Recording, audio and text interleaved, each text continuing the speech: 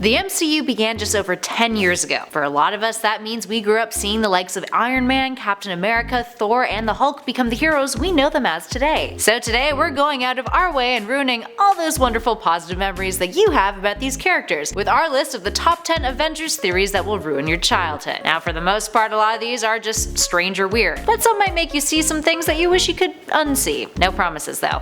And of course, as with any MCU theory video, there may be some major spoilers. You've been warned. And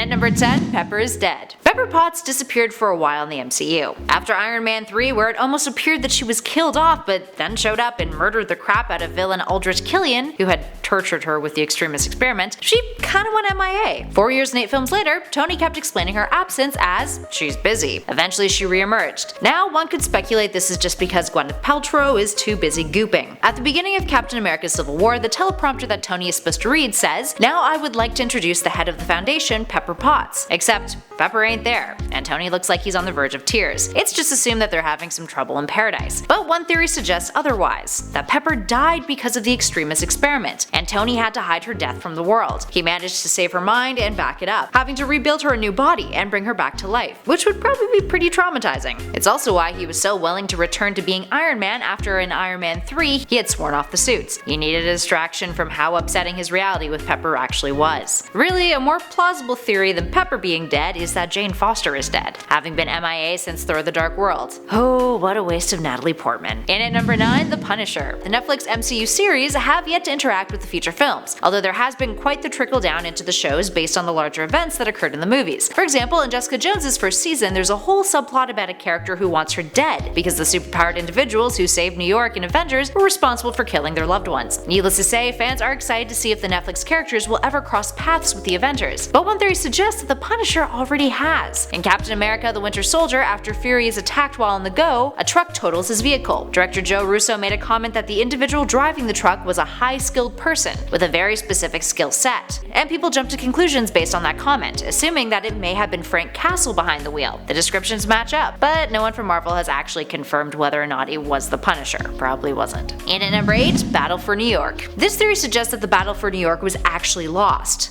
all because it wasn't actually the real threat. It was merely a distraction. In a very secret invasion sort of fashion, this theory suggests that the Chitauri actually managed to invade Earth secretly, while they plummeted New York with their forces as a way to divert everyone's attention, while they replaced a bunch of important humans with their own agents. Despite that, Thanos was behind it, and it clearly has its own purpose, people still dig this theory. And for a long time, it was a really popular one. That being said, others have speculated that the purpose of the battle was only to test out what Earth's forces were capable of doing. And at number 7, the MCU versus Fox. This theory explores why there is no X-Men in the MCU currently, and no Avengers in the Fox movies. Besides, rights and stuff. Suspend your disbelief, friends. Now, it suggests that the fictional difference is all thanks to one event that occurred in the MCU that didn't occur in the Fox X-Men universe: the rise of Hydra. In the MCU, the rise of Hydra overtook Hitler and the Nazis before the Holocaust began. Therefore, Eric Lehnsherr, aka Magneto, was never imprisoned or experimented on, so Eric never actually discovered his powers at that time. He didn't meet Charles Xavier, and the X-Men were never formed. Mutants, rather than having a place to go, a movement, or someone fronting a revolution, stay in hiding in the MCU, although they still exist, as we see in Agents of S.H.I.E.L.D. On the flip side of that, in the Fox X-Men universe, because Hydra never rose to power, S.H.I.E.L.D. was never created. Captain America never got his powers. Howard Stark never got access to alien technology, and the Arc Reactor was never created, and so on and so forth. And at number 6, Hawkeye is a Skrull. One of the biggest theories floating around right now is that the Secret Invasion storyline from the comics will make its way into the MCU next as one of the big upcoming Phase 4 plot points. The Captain Marvel film will be introducing the Kree-Skrull War, which has led to the speculation that perhaps the Skrulls have already started secretly replacing characters in the MCU with their own agents. There's a theory that suggests Captain Marvel's absence in the MCU between the 90s, when her film takes place, to now is because she's off using the quantum realm to travel through time and space to eliminate Skrull agents. And one of those agents on Earth just happens to be Hawkeye. The reasoning behind why it's Hawkeye specifically as far as this theory is concerned is shifty at best, but essentially it's because he's close to Fury and manages to keep up with the likes of literal gods on the Avengers team. He also wasn't in Infinity War, and some people think that this may have been the reason why. That would have some pretty awful implications though. Nick Fury and Black Widow would feel utterly betrayed. Clint has got a whole family who he's been lying to. And the Skrulls would have some pretty solid intel on the Avengers. But it would be pretty funny if all of a sudden it was like, surprise! Clint's actually got powers! Suck on all of those Hawkeye jokes now! And at number 5, Coulson is the Vision. This now outdated theory is something that the chief creative officer of Marvel, Joe Quesada, described as, I quote, "I don't know man, it doesn't feel right."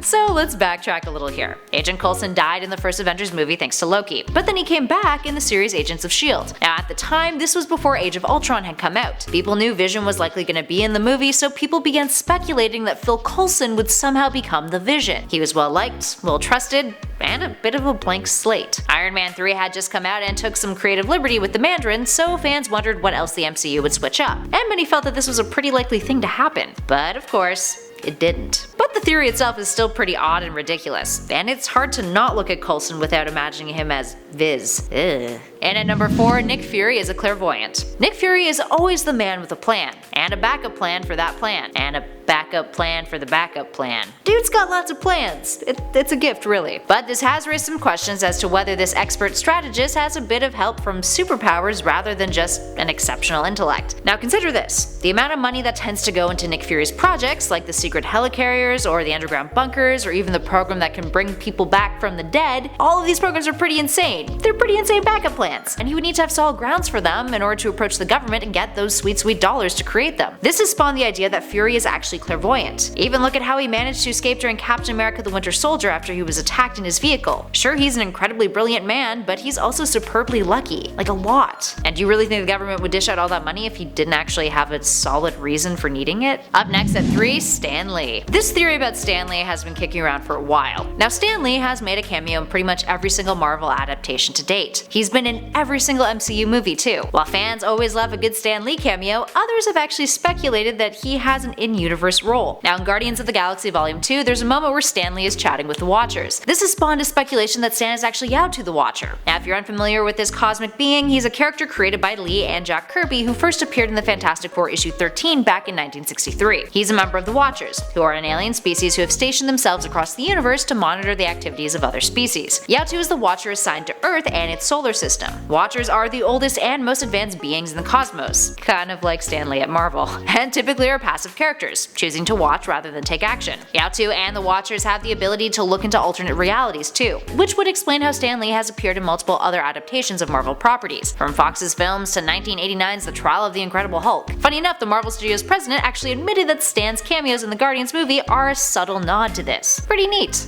I totally buy into this one, 100%. It's fantastic. And at number 2, Peggy Carter is Tony's mother. Whoa, somebody tell Steve. Now before Steve Rogers made his patriotic way into the picture, it seems that Howard Stark and Peggy Carter had a bit of a thing going on. Rogers has even made some remarks about it during his films. Now in the Agent Carter series, Howard clearly trusts her unconditionally, and the two continue to work alongside each other in their later years, as seen in Ant-Man. So this led to some people thinking that perhaps Howard and Peggy had a thing together, and that she's actually Tony's mom. Others who buy into this theory think that it's a little less scandalous than that, suggesting that Maria Stark wasn't able to have children. So instead, Peggy, who was a good family friend, became a surrogate for the Starks, and that's why Tony is more fitting of her complexion than Maria's. On the flip side of that, considering the Starks were somewhat public figures, it would be difficult to hide that Maria wasn't pregnant and a child just appeared. Still an interesting theory though. And finally, in at number 1, Hydra was behind the Avengers Initiative. Captain America the Winter Soldier revealed that S.H.I.E.L.D. had been compromised by Hydra for years. It also revealed that Hydra had been keeping track of individuals with potential for powers. This theory suggests that rather than take them out one by one, Hydra actually orchestrated the Avengers Initiative, manipulating Nick Fury in order to assemble the Avengers, with Hydra helping Loki, arranging the Chitauri invasion, with the plan that rogue S.H.I.E.L.D. agent would launch a missile towards them during the fight. Now, in terms of evidence, supporters of this theory look to the Marvel one-shot The Consultant, in which Jasper Sitwell, who was revealed in Winter Soldier to be a Hydra agent, pushes for the Avengers to assemble. If it wasn't in Hydra's benefit, why else would his character be in support of having a team of superheroes amassed? In theory,